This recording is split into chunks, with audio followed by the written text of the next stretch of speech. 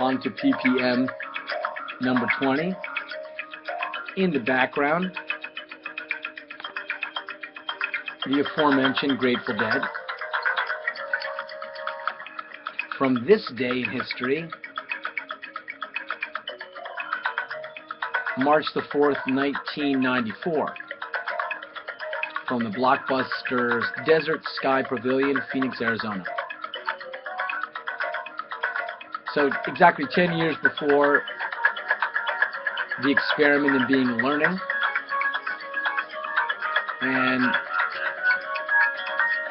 20 years ago,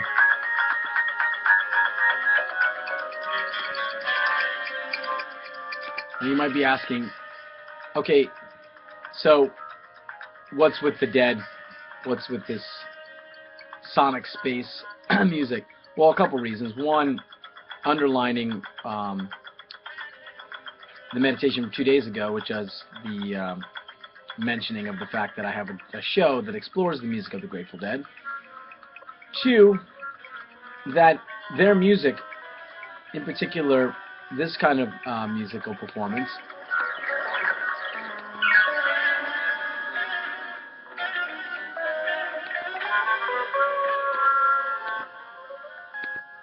inspired me and gave me a kind of poetic license, I would say, to undertake the project. So yesterday, yes, it was, I was talking about the sort of ghost of legitimacy that was hanging around and is hanging around as I undertake this project, which is another way of saying that one's always sort of preoccupied with the legitimacy of your project. And so yesterday I was talking about moving into Eastern philosophy and exploring specifically the Zen Buddhism and Taoism as akin to, or having a deep affinity with, the work that Heidegger was engaged in, particularly the later Heidegger. And so Lao Tzu is, like Heidegger, one of my interlocutors, and I brought him into the conversation, invited him into the conversation, and he came in a couple days ago. But I was talking about how I needed, or felt the need, to do that in a way that was serious, even though I don't have a training in Eastern philosophy per se. And so in trying to get legitimacy to do it in a serious way, I sought out Karl Jaspers, or rather, I turned to Jaspers, who was a contemporary of Heidegger, also a teacher of Hannah Arendt, who's making lots of appearances. But in addition to Eastern philosophy, there are all these sort of artistic inspirations, or inspirations that come from the world of art, specifically because this writing has such a sonic quality to it, not to mention a musical quality to it, and an improvisational quality to it. It's clear that had I not been so interested in the music of Grateful Dead as well as John Coltrane, and I didn't mention, actually, that during the writing of this beginning part, there was a 2-week celebration of Coltrane, his birthday, and in February, and I listened to many, many hours of that. And Coltrane is yet another, not just source of inspiration, but I would argue, and I would convey, a source of legitimacy, which is to say that these are exemplars of what I'm trying to do with this writing. They give me a sort of poetic license to undertake the project. I don't know if that's audacious. I don't know if that's obnoxious. But it is that, in earnest. So I'm going to pot this down. Okay.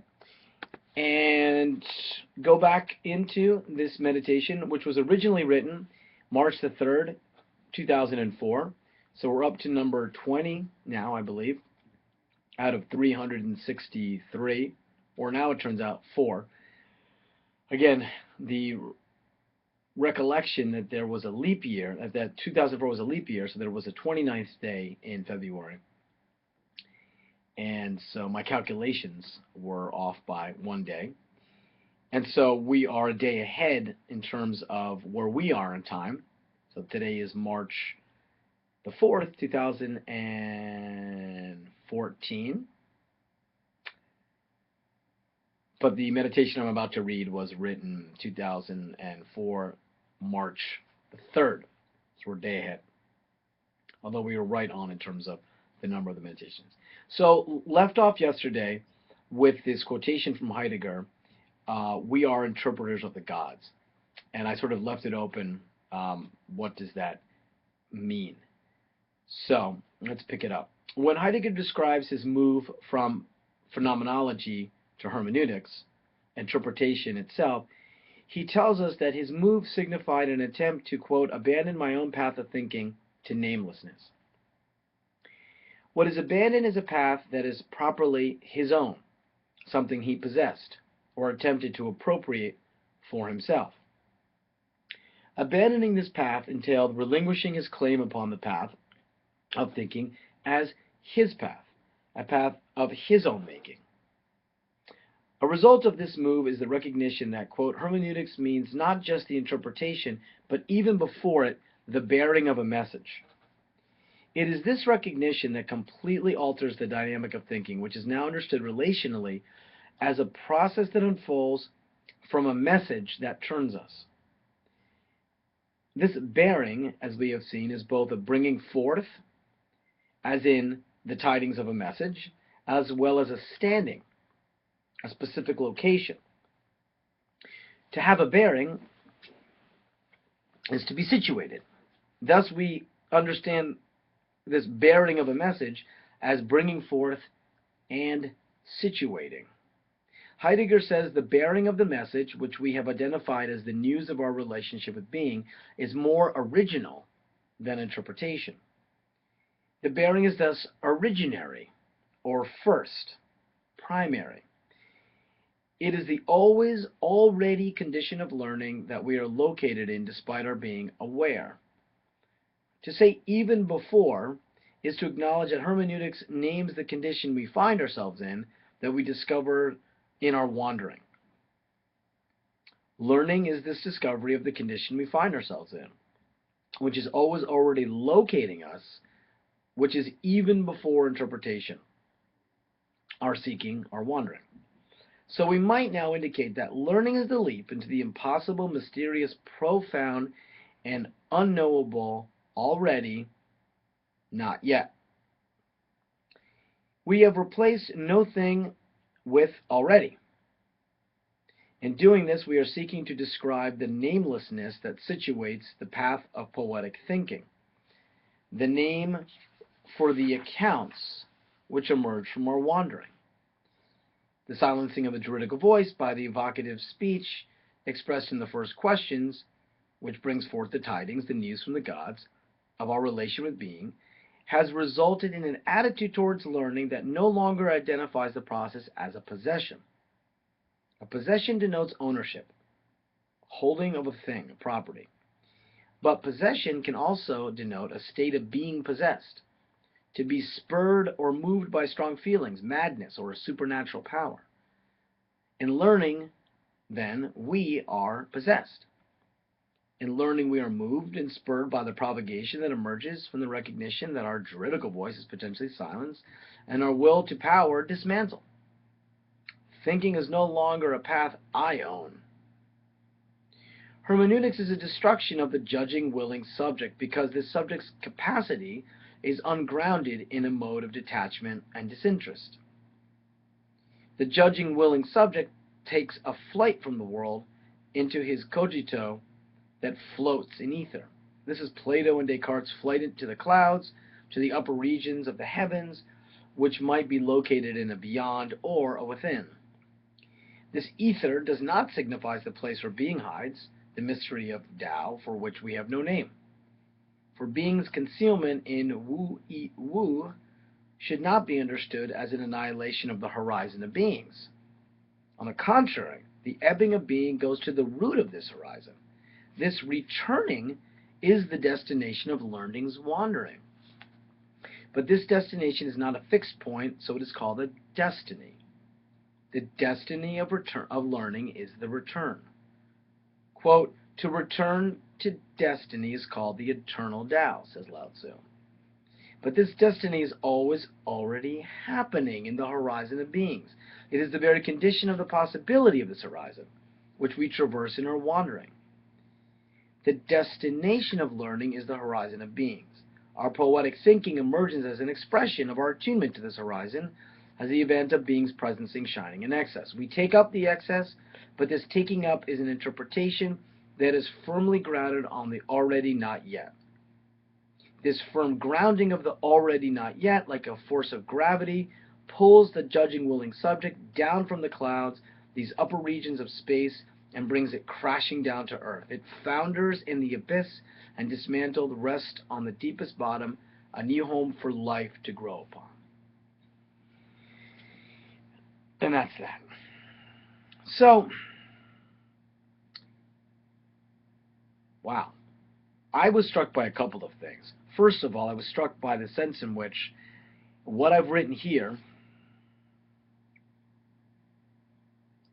emerged this morning in my undergraduate class, my undergraduate philosophy of education class, almost verbatim, which I don't know what to make of that other than this eternal recurrence of this discourse, of these words, of these ideas. And one of the challenges I had in writing this, and one of the challenges I have in reading this, is its repetitive nature, right? I've made this point, and I think this is significant, that it has to have a slow movement. Why does it have to have that? I'm tempted to say because it does, because it was a year long of walking, and there's a sense in which one has to really account for what it would mean to walk for 1 year. And yes, it's a walking. It's a slow walk.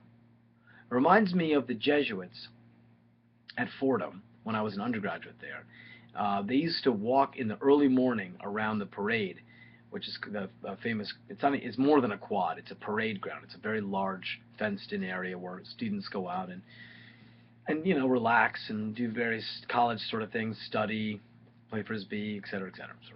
You get the idea. But it's not a quadrangle. In other words, there's no pathways going through it. It's a cleared, fenced-in sort of space. And the Jesuits would walk around the perimeter with the Bible or some other scriptural reading, and sometimes they wouldn't have anything at all that they read. They just walk very, very slowly at a certain pace, and always by themselves. They were always by themselves, single. That pace, and I'm sure there are other, you know, sort of spiritual traditions that do this sort of thing too. But that pace, it's the pace of people that walk in the summer on these pilgrimages. It's a kind of pilgrimage pace, I suppose is how I put it. The pilgrimage pace is very slow, right? It's the slowness of, you know, for us anyway, what it would have been like to sort of walk along either on foot or on a horse, I suppose. So that slow pace, though, is difficult for me both to read now, and it was difficult for me to write in that way. So there's this repetition, and the repetition, again, is part of this compression that I talked about already. That, you know, the more that the words are repeated, they're brought together, so sentences are repeated almost verbatim and brought through. There's almost a formulaic quality to them as well, where, you know, in the sense of a physics or math formula, you have the certain things mean certain things, and then you add them on and add them on and add them on, and you repeat them, and this, you know, over and over again. So maybe there's a sense of that as well. But that's something that strikes me. But what strikes me even more is the sense in which, you know, not having read this yesterday or any time in the recent memory, certain statements and the spirit of what I'm writing about came up today. So for example, we were talking about the Heideggerian notion of caring, and we were talking about how we're in a world of caring, or we're in a universe of caring, right? That's always greater than the human is thrown into this, and it's something that we are in, but it is not of the human making. We don't make caring. We are caught up in it. So that the sense in which there's this already present a priori situation that we find ourselves in. And then to compare this to gravity is precisely what I did this morning, and I'm trying to find the quotation where I spoke of gravity, and I'm not finding it. Oh well, okay.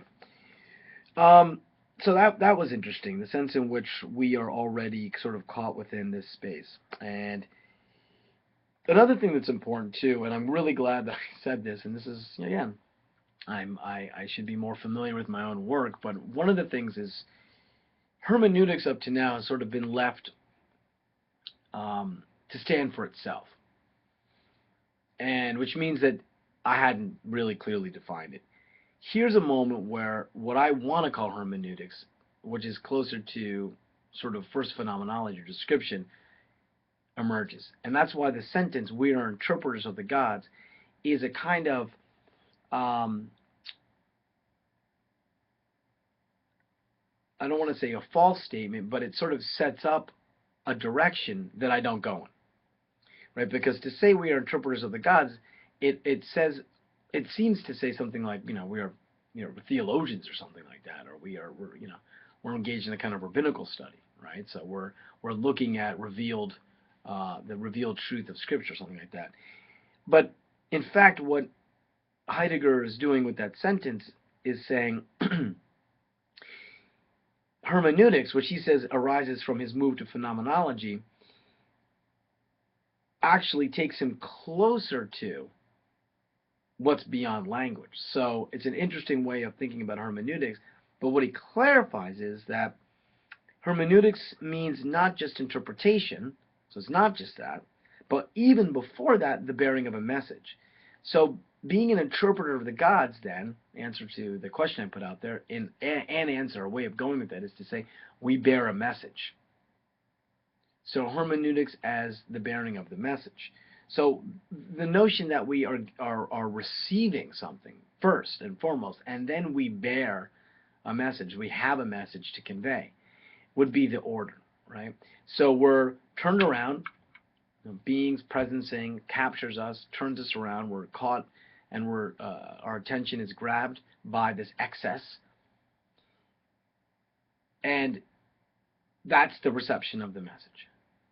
So the bearing of the message then, and the conveying of it, is the writing. That's my take on it. That we have this capacity, and I want to talk about that in a second, but we have this capacity to respond, and in the case of this, the one way to do it, philosophically, so philosophy and philosophical thinking can emerge in many ways. One way is through writing, another way is through music, another way is through painting. The traditional way is to do it through writing. It's not the only way. Or through speaking. That's another reason why I talked in the beginning of my pre-reading commentary about music and certain kinds of music inspiring this kind of work, right? So to say one could do philosophy through music, one has to be a little bit more specific and rigorous and say, well, a kind of philosophy emerges from a kind of music. Which is to say that the kind of philosophy that I'm engaged in, that has this sort of experimental, improvisational quality to it, is inspired by, or it can also be practiced through a certain kind of music. That's a better way of putting it. So the music that I was playing in the beginning, the sonic space music, is one way to undertake the kind of philosophy, the philosophical thinking that I'm sort of experimenting with. So it's a response. That's the point. The making of the music, the writing, the making of the words, the writing of these words, is a response. And that becomes the hermeneutics, right? So the message is taken in, received, and then it is conveyed. And the conveying of the message is the writing or the music making. And the order is important here, because the notion is that, and I emphasize this over and over again, that we are situated, we are taken, and we are positioned, what does Heidegger say? On a path of thinking to namelessness. He abandoned his own path of thinking to namelessness, right? And so I talked about that yesterday, that the move here is one of, and again, this is something that we talked about for sure today in my class, this notion of desubjectification. And this is what I talked about in my paper in Chicago, right, through Nietzsche. Desubjectification. Having one's ego annihilated, which is to say that thinking is a path in which one is taken away from oneself. And this is very important to me to be able to get into a place where we're talking about learning. Learning. The relationship between being and learning is one in which, first and foremost, our attention is turned away from ourselves and towards what I'm calling being's presencing. And being's presencing can be, these books behind me. It could be the cars in the parking lot. It begins with the very simple notion that it's everything that we're not. So if we dwell in the ultimate horizon, which is being, we're one part of that. And in a certain sense, from the point of view of the human mind, whatever is beyond the mind is, first and foremost, experienced as a kind of excess. So the phenomenological turn is away from, the cogito ergo sum, the thinking of the mind on itself. And once our attention is grabbed towards the world, then our attunement, our attention to that becomes hermeneutics when we respond to it. It could just be study. I don't want to get into that right now, but there's a sense in which that's what study is. I'm calling that apatheia, detachment, where we're trying as much as possible to just offer description, but that's something I'm working on now with the paper. That's where it starts. All that to say that when Heidegger says he abandons his own path of thinking to namelessness, it's this radical turn away from the ego, the cogito, or like the juridical, the judgmental, the will, to this place of receptivity, to listening, and to the perception of all that is not I. And that's namelessness, because in that situation we find that we can't have language. Can't. And I know that the matter is a lot more complicated, because one could argue, well, you're never outside of language, or you have a language that enables you to try to make sense of things. But my point is, in that moment, what I call the heroic moment of the present, borrowing from Baudelaire, who is cited by Nietzsche, in the heroic present, in that moment, that chirological moment, we are faced with the nameless. Now, namelessness is a situation where it is without name, or it cannot be given a name. And that's different from not having a name yet, right? On the one hand, we can say, well, I don't have language at that moment. I don't have that language yet. And so then hermeneutical phenomenology, hermeneutics or phenomenology, becomes the putting forth a description, giving names to things. The other way is to say namelessness is the encounter with what can never be named. To say that you abandon the path of thinking to namelessness is to say that one has now put oneself in the position of dwelling with what can never be named, beyond language, the ineffable. And there are certainly moments, and this is sort of like the lingering influence, I think, of Neoplatonism and Plotinus, who comes in much later on in this writing. He shows up. Plotinus shows up and hang out with him for a while, as well as Heraclitus. And we've already felt that sort of ineffability in Lao Tzu, but in this meditation I'm saying that move is one we have to be careful with, because if we make that move too quickly, we're going to get abandoned and caught and sort of taken into that space, which is perhaps where Heidegger went later, but that's not where I am right now, and I don't suppose that that's where one should leap too quickly. And my argument is, using Lao Tzu, is that there's two names for the Tao, one that is nameless, and one then that speaks of the eternal recurrence of life. And when we are naming the second one, we're brought back to the root, which is the horizon of beings. So that churn towards the root of things, the horizon of beings, which is the move, the first move, right, away from the self to the first order, if you will. That's the move of the phenomenology of being and learning. So there's a sort of worldliness and there's a certain facticity to the experience that I'm talking about at this point. And I found the quotation. And I'll repeat this point. The destination of learning is the horizon of beings. Our poetic thinking emerges an expression of our attunement to this horizon as the event of being's presencing, shining in excess. We take up the excess, but this taking up is an interpretation that's firmly grounded on the already, not yet. The already present, but not yet understood. So the way I write it is already with a backslash, not yet. It's a sort of couplet. Already, what is, not yet, what remains, or what remains, precisely. What remains is the excess. What remains is our response. See? This firm grounding of the already, not yet, like a force of gravity, pulls the judging, willing subject down from the clouds. It comes crashing down to earth. Now that's dramatic.